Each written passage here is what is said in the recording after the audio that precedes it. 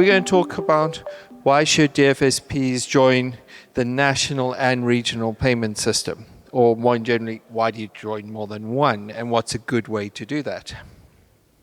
So thematically, we really are talking here about how do we get payment schemes that support financial inclusion? How do we actually get schemes? Because we all know that there are payment schemes at the moment in the world. They work. We see them. We all use them, right?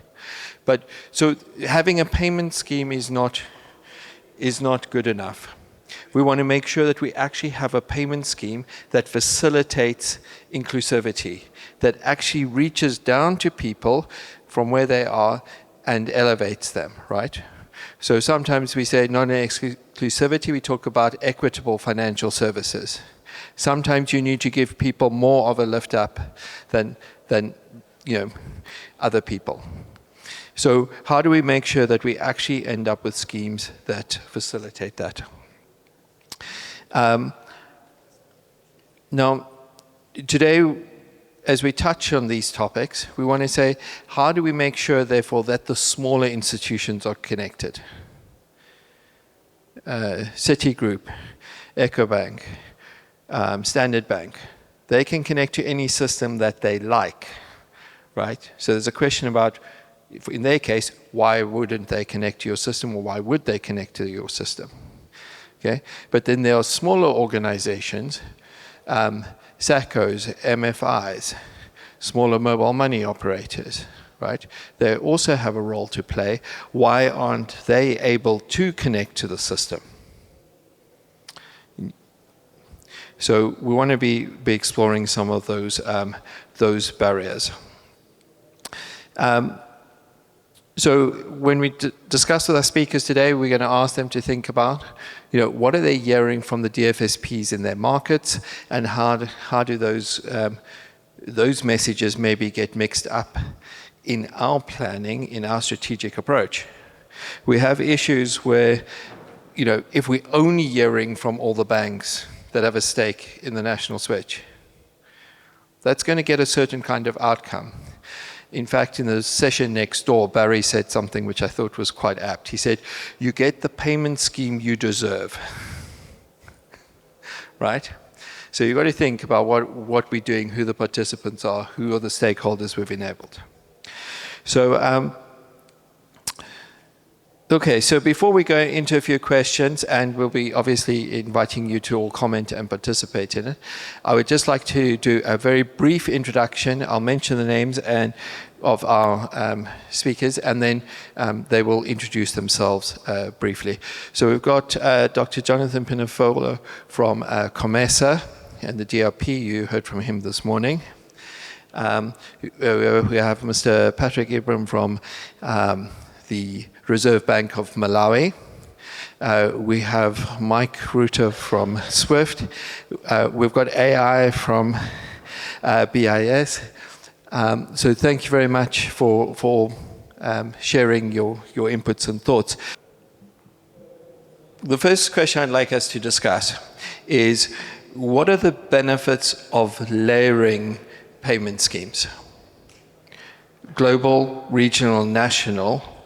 And what are the benefits for the citizens and merchants that are going to be using them? So I'm going to ask Dr. Jonathan to start. Thank you very much. So first and foremost, I think to set the ball rolling, I would say that when you look at the financial ecosystem, today the financial ecosystem is evolving towards integration, towards inclusivity, as well as interoperability. So ideally, when it comes to multi-system participation, I think the benefits are quite compelling. So I'll start with an example, I think in the Africa region per se. So if you look at the Abuja Treaty of the Africa Continental Free Trade Area, it says that the national payment system, the regional economic communities are the building blocks for the FCTA. In the same vein, when you look at the national payment systems, it means these are the building blocks for the regional payment system. So it's a layered approach, meaning without the without the national payment systems, you cannot have the regional payment systems, which can also feed into the continental or even other global payment systems. And going into the advantages or the benefits for the citizens. So number one, I think Warren mentioned about financial inclusion. So the first benefit is to do with boosting the financial inclusion. We are talking about last mile connectivity. I would give an example even in our context where we are building the DRPP. By the end of the day, we want to save the underserved communities, even those in the rural areas, by connecting them through other, maybe non-banks, like for instance, MNOs or fintechs. That's number one. So by virtue also of doing that, even in our context, what we're saying is this is going to help enhance cross-border trade, but also even economic growth for the region, and not only for COMESA, it even means for other regions. And when it comes to the other hand, in as far as maybe the service providers, the DFSPs themselves are concerned, for them, for the DFSPs, they're going to expand their market reach, but also even their customer base. Because if they are participating in the scheme, obviously, they're going to access even other services. By doing so, that means they are diversifying their revenue streams, but also helps them to have a bigger market share in the region. So let me stop there for now. Thank you. Okay, thank you very much, Jonathan. Would anybody else like to add a comment or respond to his opinion?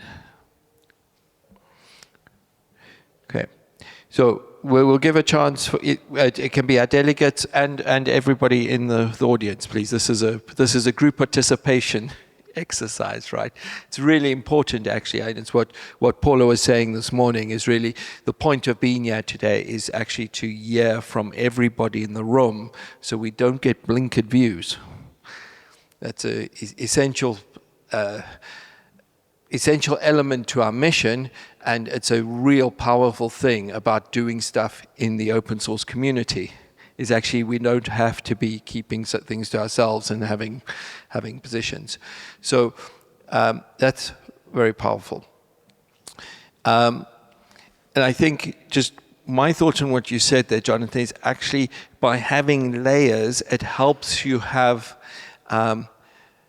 the right access points for different classes of financial institutions. You know, you have different types of financial institutions, MFIs and SACCOs, who may never do an FX transaction in their life. But by having a national system, they can be interoperable with the rest of the national ecosystem. Okay, so they're not caring about trading necessarily, but it doesn't mean they won't in the future. You know, we're creating the opportunities for that. Second point I'd like to touch on is, you know, specifically, do those national schemes have a role? Why don't we just have one big overarching scheme to rule them all?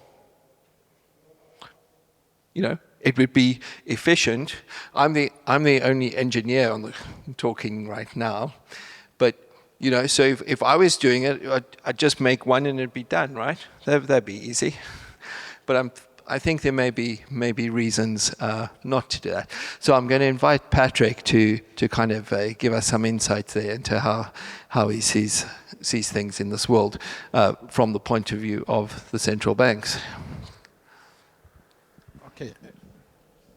So I think the domestic as well as the cross-jurisdiction schemes are important.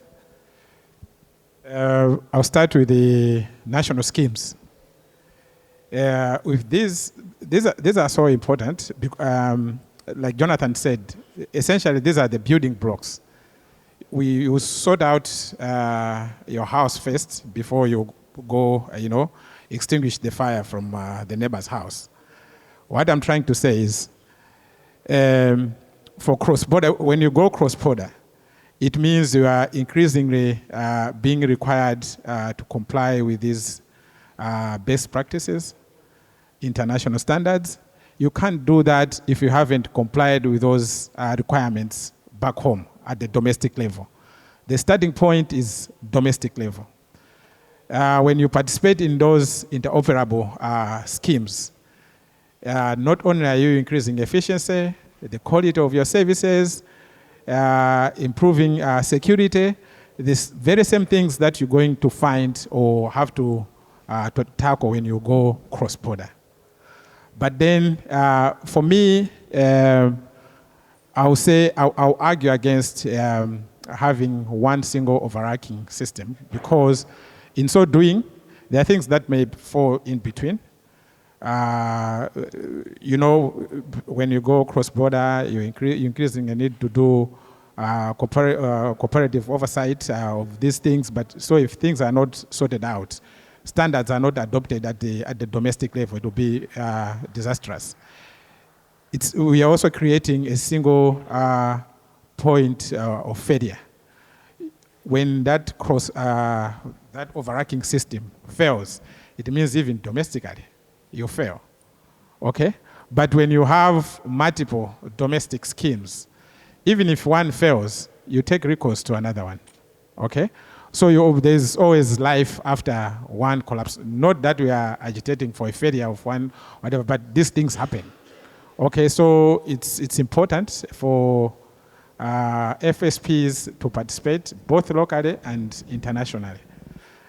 For increased standards, like I said, for increased efficiency, like I said, you widen or you improve the quality of service. At the end of the day, it's easier to get economies of scale that will lead to reduced costs and time of processing these transactions. And at the end of the day, these public policy objectives that we have, for example, financial inclusion, efficient monetary policies, financial stability, are easily achievable.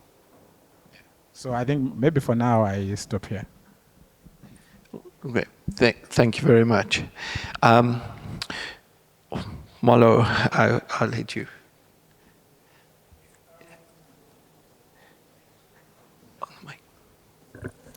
Yeah, considering regional and vs national payment infrastructure,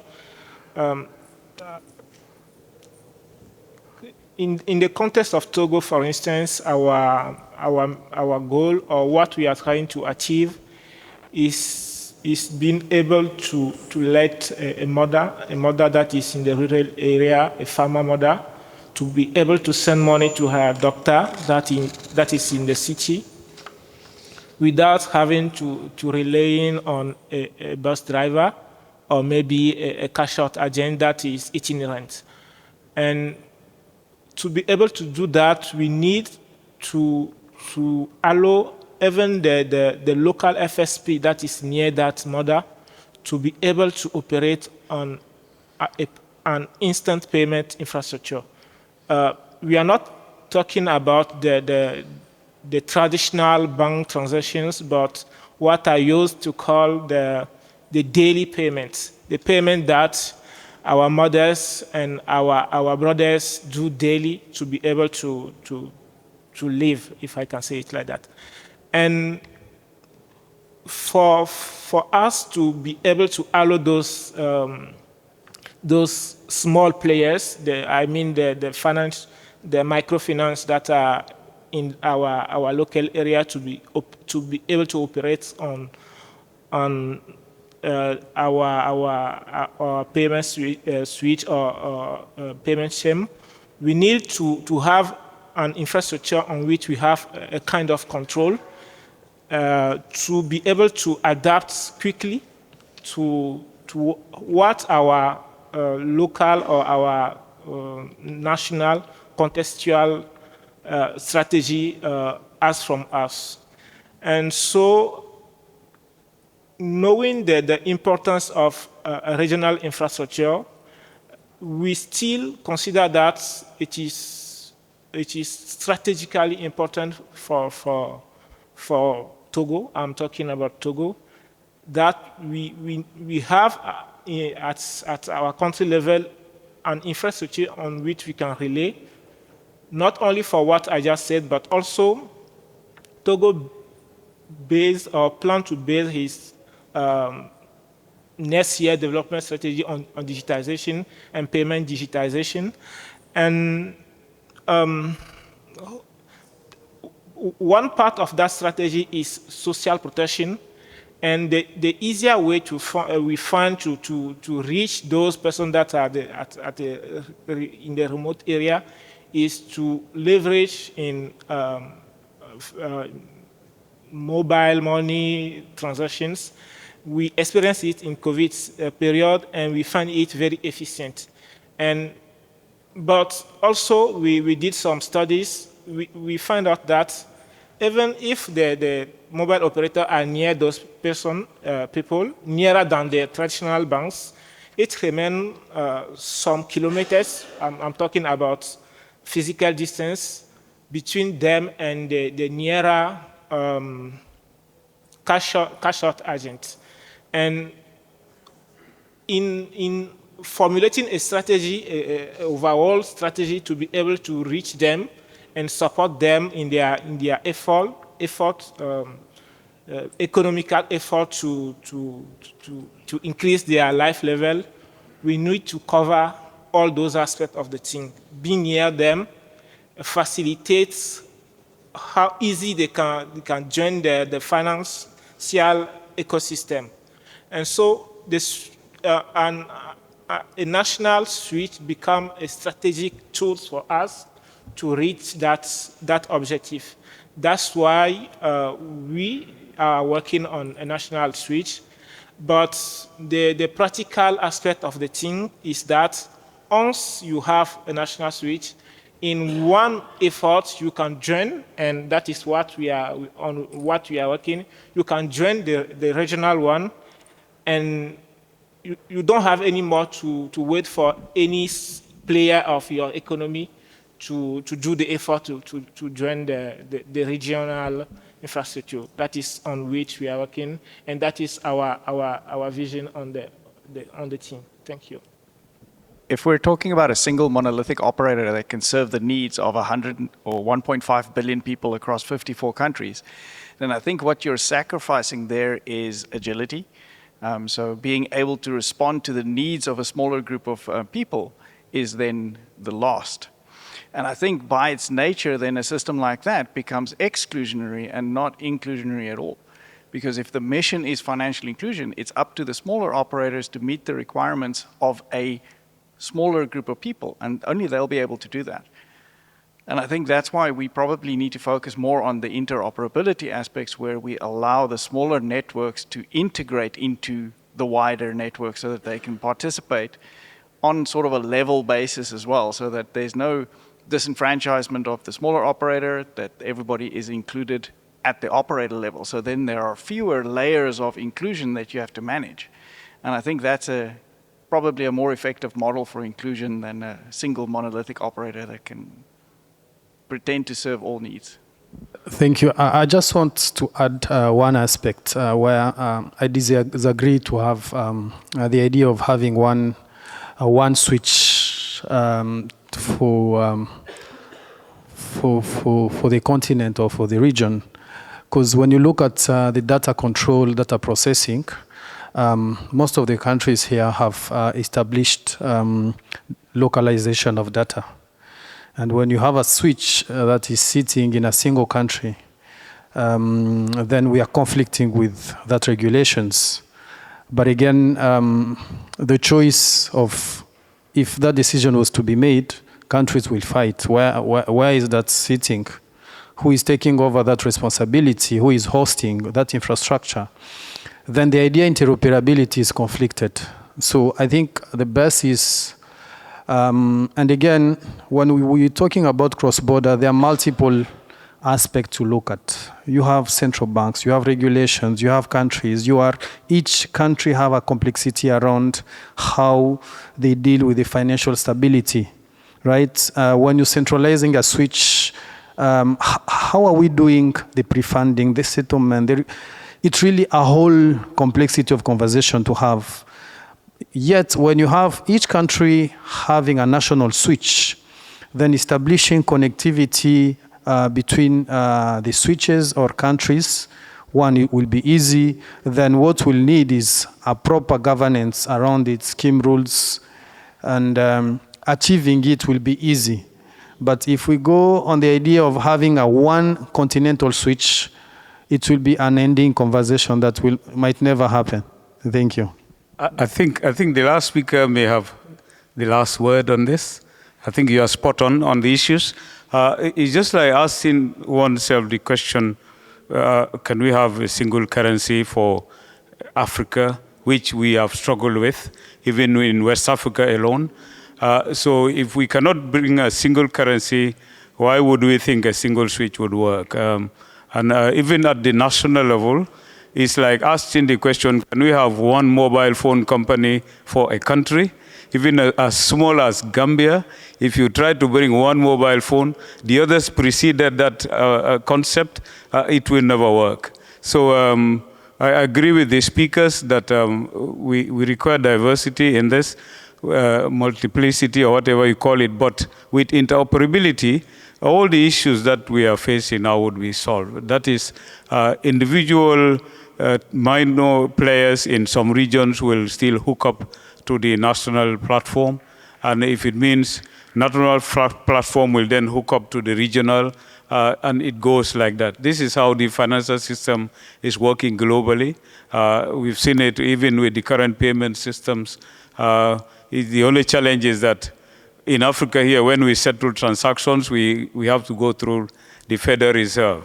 And this is what we are trying to solve. Thank you.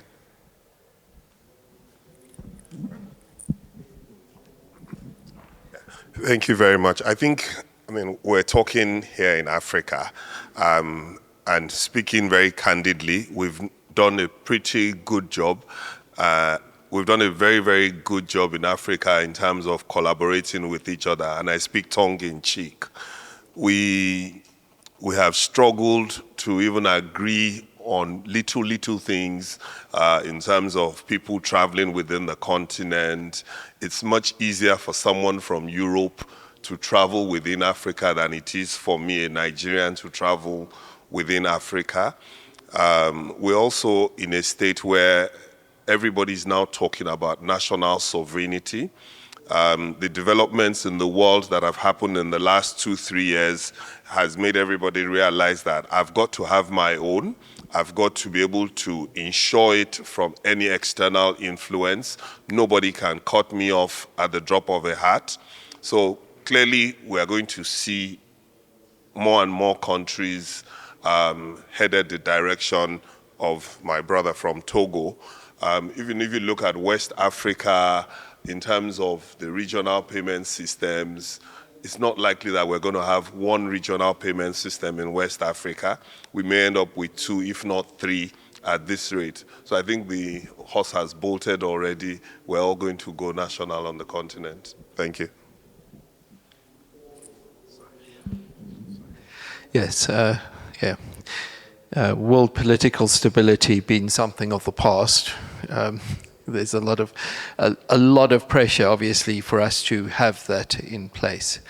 I think the point JJ made about data protection is obviously one of those cornerstone things in the world where people are saying, well, we have to have data protection, so we can't share data anywhere. But we demonstratively do have international payments happening right now. So we are sharing data. So the question we should be asking, and I think that was a lot of the topic of the FX conversation, was how do you get the right type of regulation in place that is appropriate for the 21st century operations? And again, I think it was Barry who used the example of saying, a lot of the rules we see today are for 200 years old and for how we dealt with ships. So, we do need to kind of break through that. And, historically for me, things like mobile money on the continent, the entire purpose of that was to facilitate. The first business use cases Vodafone and the people had was to facilitate international remittances. Turns out that was not the most important thing. Turns out that they didn't even know how much domestic transactions were happening, how many transactions were happening, what the value of those transactions are. We had the deputy governor at the Merger Loop convening in Nairobi, I think it was this time last year, March last year, and he said, if you're not giving me a solution that's going to service mobile money, because that's 99% of the transactions in this country, you're not talking about a solution that's fit for us in Kenya. And I think that is a large part of actually where, I think Africa has the benefit of skipping over some of the past mistakes of the financial establishment. I like the idea that it's about being able to focus in and provide that niche capability in your community, in your country, right? You're able to adapt to the local situations and then stabilize it for presenting up. You can't go to the end of the race necessarily and do it again. So I'd call out that's one of the design principles that COMESA used in the DRPP program, was to say, actually, what we understand is each jurisdiction, each country is going to have their own peculiarities. So let's not try and make it be one system from the start. Let's understand that actually each country is going to have their own national system in the end. So deal with it that way.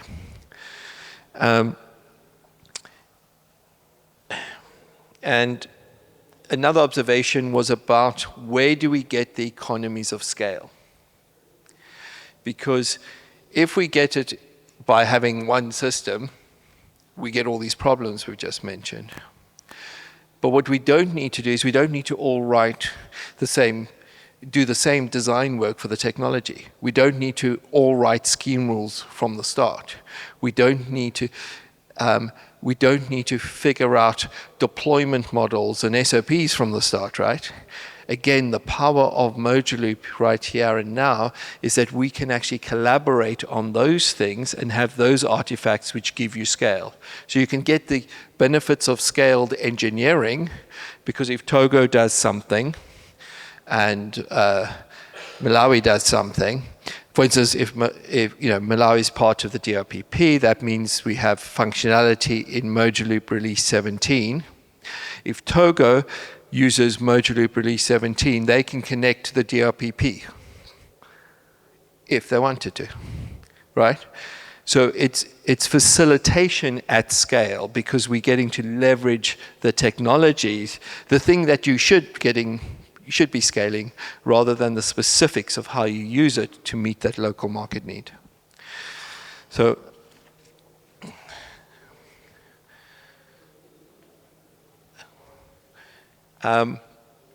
okay, and just before we move on to the last area I want to address, just checking that what I've said isn't a lot of nonsense and you all have something to say about that.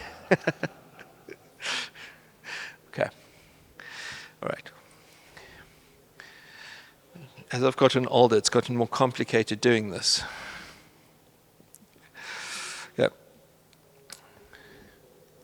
So obviously, a lot of the conversations today have been focused on Merger Loop-based implementations. And obviously, a lot of us here believe that that is a really good way to go about it. But I'm going to actually ask Mike and AI to just go through and maybe give us some perspectives what's happening in the wider world. So I'll hand over to you guys first. AI? Yeah, thank you very much. Maybe I'll start with a bit of perspective of where I come from. I'm from a region called ASEAN, and ASEAN is a little bit like COMESA, but a smaller scale. Instead of 21 countries, we have 11 countries, and it's the Association of Southeast Asian Nations. Now, collectively, from a population point of view, if we were to be treated as a country, it would be the 4th largest by population. And if we were to be treated as a country from a GDP point of view, we'll be in the top 10. But alone, we're nothing, right? Malaysia is a tiny country, but we are actually fast growing. Now, very early on in 1967, what happened was that the ASEAN, community in Southeast Asia noted that in order to have any type of voice globally, we should be acting together as an economic bloc. And from that particular angle, the bigger picture that we need to be getting right is actually first economic integration. And in order to achieve economic integration, we need to be having, number one, financial integration. Right. Number two, banking integration. And finally, what we're talking about today, payments integration. Now, collectively, as an economic bloc, we also agree that there needs to be 3 things in place for each country, and we have a common understanding. One is payment system stability. So what that means is that we need to have payment system sovereignty, in the sense that we need to be able to dictate our own payments policy, our own regulation, the way we do things, and that includes currency controls if we need to, foreign exchange controls, and setting our own currency. Now, against that backdrop, we also noted that, when it comes to a trade point of view, there's actually a high reliance on both China and the US. And we need to be able to bring it down so that there's more intra-ASEAN trade, and particularly trade with other emerging economies like Africa. So because of that, there is actually a need to focus on 3 specific areas. The first area is actually, of course, trade. And in order to do trade integration, cross-border payments is key. The second area is actually around labor mobility, because jobs are moving around and we are moving around, and more so in the gig economy sector. And therefore, labor mobility also requires some form of efficient remittance to be happening, because you need to remit money back, right? And the third one is actually tourism. So tourism as a source of income is increasing, especially in our regions. You've got to admit that we do have beautiful landscape and all that. Now, against these 3 considerations, the central banks in ASEAN countries agreed that there should be increased mobility, increased interoperability between payment systems within the nations, and hence the cross-border payment that you see today that's happening within ASEAN the most. And from now on, in fact, it has already grown beyond ASEAN to the Japan, South Korea, and all the other countries. And now, increasingly, I'm getting more and more interest from the Middle East as well as Africa. So, against that backdrop, today Malaysia has 8 cross-border connections with all the countries inside ASEAN except for 3: Brunei, Laos, and Timor-Leste. The rest are all connected. The reason being for the 3 just now that I mentioned: trade, tourism, and labor mobility. But then as we connect more and more bilaterally, we find that the bespoke model of each payment connectivity becomes a challenge, because it's not easy and it's not cheap. And therefore it takes time, it does not have the cost considerations that we would like to have, and therefore there's lack of economics around it. Yeah. For that matter, that then they came about and converge again with the BIS Innovation Hub, and in comes Project Nexus, right? And with Project Nexus, since we are also we have very close ties with India and China, there's actually increasing interest for them to also join on board. India has since joined Project Nexus, and right now there's actually 4 countries that's in ASEAN. Apart from Malaysia, there's Thailand, Indonesia, and Philippines. And the 5th one is Indonesia is still on the fence on that one. and India is joining on board also. Now, there is where, the first time that we're attempting multilateral connectivity. It's a good idea. The technical operability is in place. It has gone through the POC, proven to be successful. But then there are certain challenges from, as we all have discussed just now. One is around regulatory harmonization. The other one is policy harmonization. Third, and more critically, is actually the operational and technical harmonization. And because of the lack of standard way of connecting to things, the bigger issue is actually that it creates friction and therefore kind of like a lagging type of effect. So it's still early days. I would say this is more of a challenge than it is a setback that we can solve for together. All that needs to happen is collaboration and consensus in solving these issues one step at a time. Maybe I'll stop there. Got a lot to build up on. I love the conversation today, by the way. So many good points around here. Maybe I can give you a little bit of background. I work for SWIFT. I'm sure everyone knows SWIFT established 1973 to do two things. One is to create digitized payments on a cross-border basis because they didn't exist before. People used to send telexes. And the second thing was to make disparate systems interoperable, right? So that was the challenge that we were set when we were created. Now, by doing that, we built the first standards everyone knows and loves for cross-border payments, MT, which was great in the 70s and 80s when networks were very constrained and the amount of space you had for messaging was very, very limited. But that's no longer fit for purpose. And it was a proprietary standard. And maybe that's the first point I'm gonna make. As SWIFT has grown and through the years, we realized that proprietary networks were not the way to go forward. Any closed loop system is not efficient and doesn't really solve the problems of connecting disparate systems at scale. And there have been some great points made here about single points of failure, strategic autonomy as well. Very, very important points. There needs to be optionality and choice as well in networks that are used for cross-border payments. And so SWIFT made that decision and the industry as well to move to ISO 20022 as an open standard, not a proprietary standard. We're in the process of doing that for the cross-border element, or CBPR Plus, which is the market practice for cross-border. That will go live, or the end of transition period will finish in November this year, which moves SWIFT to a completely open standard that allows for optionality and choice. As Lena mentioned, a few different models, and through the years we've also been looking very carefully at the different models. What can we do to make cross-border payments more efficient? How does that work? The traditional correspondent banking model typically ended, if not with a correspondent, then the last leg would go over an RTGS. In a country, typically. And RTGSs, as we know, tend to follow the daylight hours or kind of working hours of a country.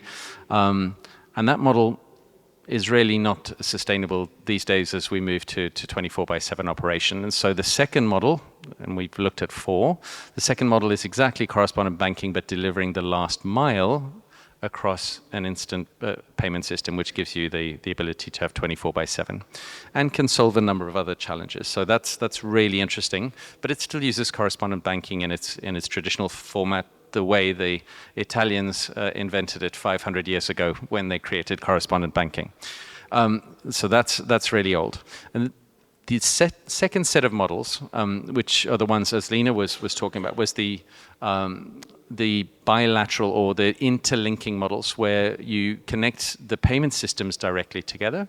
Although the correspondents technically are still involved, they're not in the chain anymore. They're kind of separate as they're supporting and not part of the actual orchestrated transaction.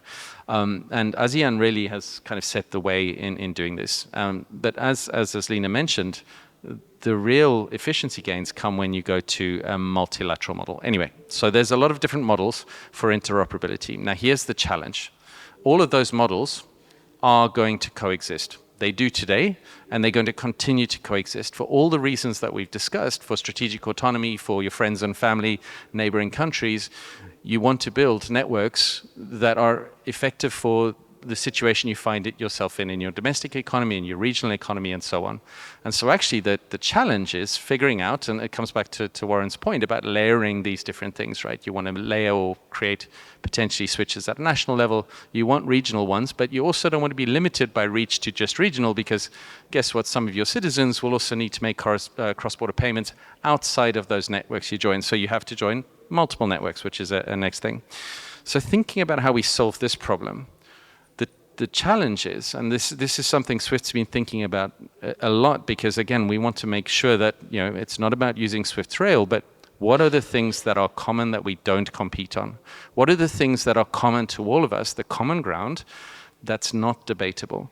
And here, really, we've been talking a little bit about things like standards, as Lena mentioned, a few different places, but actually, one of the areas where Swift's particularly active is thinking about how standards are used and how standards are put in place. The second thing we realized that standards alone are not enough. If we look at a really good regional system, probably one of the oldest was the establishment of SEPA in Europe, which linked 22, 28, whatever it was, a lot of countries, together under a single system. They implemented one standard, which was implemented with different flavors in every country at the beginning, right? So standards aren't enough. So the second thing we realized was it's about harmonizing standards. So getting the same standards agreed across multiple markets is absolutely critical if you want it to work.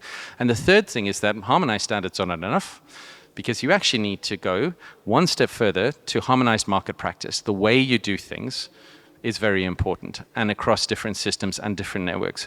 And the reason why they need to be the same is because the back offices in banks, in any financial institution, whether they're a non-bank financial institution, will operate in a certain way, and they will have to connect to multiple networks. And so the more you can do to make integration and operations in a back office efficient and effective, the easier it is. So, for instance, Nexus, any bank in Malaysia will need to connect to the domestic system. They'll connect to Nexus as well. They'll connect to the RTGS, and they'll do cross-border beyond that. So we have to think about the consistency of these things. The second thing that I want to mention here is transparency. So it's one thing having harmonized standards and market practice. The second thing is transparency, to see that everyone is doing what they said they do, making things like pricing transparent, doing things in a reasonable time, because having transparency and data that reports on transparency is very important to help ensure that nobody's left behind and everyone's performing at the same level. And so Swift, we introduced GPI in 2017, and we've got a tracker that's now opened up. We call it universal confirmations, so ways to create transparency across the network so we can see everyone's playing their part. This is really important as well. And I think to just close off, I think when we look at this, and if we focus on standards and transparency and make them universal areas that we don't compete, if we can agree on those, then the rest can come together. You can be part of multiple networks because you've taken care of the frictions that we create when we make closed loop systems, when we don't agree on what is not a competitive advantage. And that means that we can connect not just domestically with other systems, not everyone at the same level playing field, but regionally and globally as well. There's room for everyone to play if we can agree the basics together. I think your last point, that there's room for everyone to play if you've got those friction points taken care of is really essential. It's merge loop, which came out to the level 1 principles. One of the key things are that these are the rails and the rules are non-competitive space. It was identified very early on that this is not where we need to be competing about things. This is where we collaborate to get the best platforms in place, the best rails on which we can build those special services, and we can facilitate those financial services and banking services that you mentioned on top of the rails effectively and efficiently. One last comment from Patrick over there. Yes, I just want to say that as we're designing these systems, as we're designing these programs, that at the end of the day, we improve financial inclusion and the staff. Even Mojalup, I think, is also culprit on this. We're forgetting one key important economic agent in our jurisdictions, and that is government. When we talk about financial inclusion, let's make sure that even the government itself is also included, because it can't drive these policies that are aimed at, improving everybody else if they are left out. In our jurisdictions, especially where I come from, most of the G2P and P2G are still manual, paper-based, and the staff, which leads to lots of pilferage, lack of transparency, and the stuff. So even the Mojalup system, we need to find a way. How can this be leveraged, to reach out to end user, which is government at the end of the day, so that everyone is included in our involvement. The government is not left aside. Yeah, that's a really excellent point. I think I'd like to just thank all the delegates today for your input and participation. I'm sure everybody will love to pick up the conversations over cocktails later. The point about government is really important. The points about scaling both up and down with the systems to make them accessible for people. All of these things ring true to us as we look over the landscape as we move forward. So thank you very much for all your participation here today, and I'll thank you for all your future efforts in making interoperability real, in whichever way, in whichever flavor it works for you. Because without the people in this room actually leaving this room and going and doing something about this, it's not going to happen. So thank you to all of you who are making the effort today, and all of you are going to make the effort tomorrow. Thank you very much.